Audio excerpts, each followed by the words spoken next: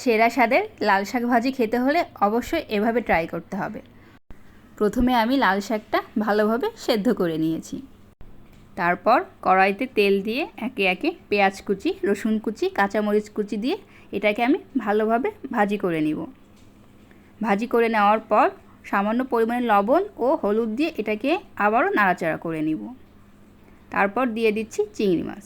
চিংড়ি মাছটা দেওয়ার পর একটু নাড়াচাড়া করে সামান্য পরিমাণে পানি দিয়ে দিব। এবার এটাকে ভালোভাবে কষিয়ে নিব। ঢেকে দিয়েছি একটু সেদ্ধ হওয়ার জন্য। এটা কষিয়ে নেওয়া হয়ে গিয়েছে। এখন সেদ্ধ করা লাল শাকটা দিয়ে দিব। দিয়ে এটাকে ভালোভাবে নাড়াচাড়া করে একটু ভাজি করে নিব। সুন্দর করে ভাজি করতে হবে যেন সব কিছু মিলেমিশে একাকার হয়ে যায়।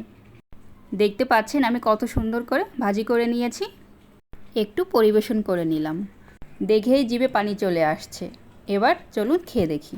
আলহামদুলিল্লাহ, এটা খেতে যে কতটা মজা হয়েছে আপনারা একবার না খেলে বুঝতেই পারবেন না। এভাবে লাল শাক ভাজি করে যাকে একবার খাওয়াবেন সে আপনার ফ্যান হয়ে যাবে। যে খাবারটা খেতে একদমই মজা হয় না, আমি কখনোই সেটা খাওয়ার জন্য রেকমেন্ড করব না। আজকে এখানেই বিদায় নিচ্ছি।